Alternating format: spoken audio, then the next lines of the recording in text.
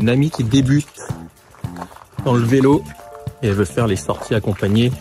On avait prévu aujourd'hui, mais bon, elle doutait parce qu'il y avait un peu de brouillard. Bon, on voit quand même bien. On va les rouler à deux. Les travaux dans la maison progressent lentement, mais j'y reviendrai plus tard. Aujourd'hui, l'intérieur est devenu un véritable chantier. Et comme si cela ne suffisait pas, la rue aussi est en travaux. De gros travaux d'assainissement viennent tout juste de commencer, juste devant chez moi. Parfois, j'ai l'impression que tout s'acharne contre moi. Je roule une petite trentaine de kilomètres pour rejoindre mon ami. Juste assez de route pour réaliser que j'ai peut-être sous-estimé le choix de mes vêtements. La brume dense amène avec elle une humidité mordante. Et dès les premiers kilomètres, mes pieds sont déjà trempés. Et c'est parti pour une trentaine de kilomètres à deux. On enfourche nos vélos, et dès les premiers coups de pédale, l'énergie revient. Les paysages défilent doucement sous la brume, et chaque sourire échangé rappelle pourquoi on est ici. L'occasion de partager ces instants de silence et de complicité. On avance sans vraiment se soucier du temps, juste à deux, juste là, pleinement présent dans chaque tour de roue, chaque éclat de lumière qui perce la brume.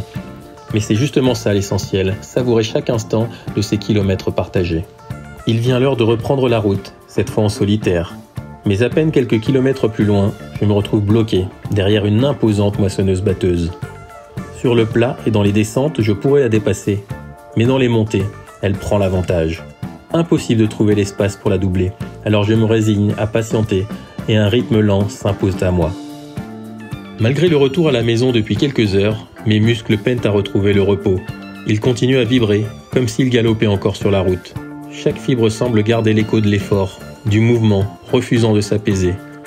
Le corps a du mal à se détendre, encore emporté par l'élan de la journée, comme si l'aventure ne voulait pas tout à fait s'arrêter. Octobre est maintenant derrière moi, avec 1300 km au compteur. Jusqu'ici, je reste dans les clous de mon plan de progression, mais la fin de l'année s'annonce bien plus compliquée.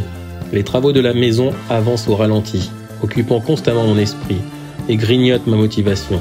Au début, le vélo était une échappatoire, une manière de me défouler, mais aujourd'hui, même l'idée de monter sur la selle me semble lourde, comme si je ne m'autorisais pas à vivre le positif.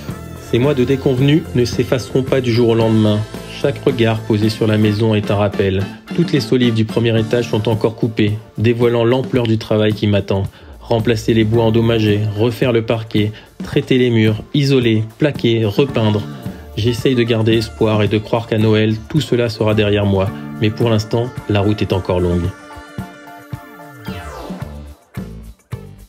En ce moment, je ne saurais dire pourquoi, mais l'idée de m'entraîner dehors me décourage.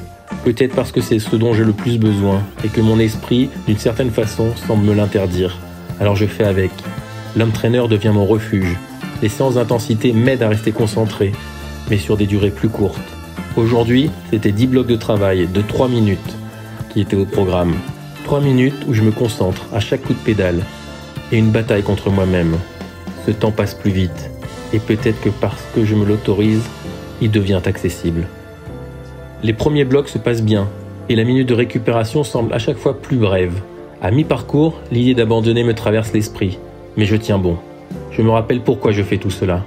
Pour un projet, pour être plus en forme, pour mieux savourer les aventures qui m'attendent en dehors. J'arrive au bout de l'entraînement satisfait et l'idée de prolonger 2 ou 3 heures à allure tranquille me tente. Finalement, après 25 minutes, je revois mes ambitions. 1 heure, ce serait déjà pas mal.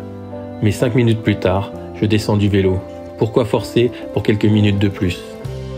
Tout semble peser des tonnes en ce moment, ces travaux interminables, ces entreprises qui décalent leur venue sans me prévenir, moi qui cours derrière les infos, et un minimum de respect, ces autres entrepreneurs que je dois repousser sans savoir quand ils pourront vraiment intervenir. Tout cela me fatigue bien plus que les kilomètres parcourus.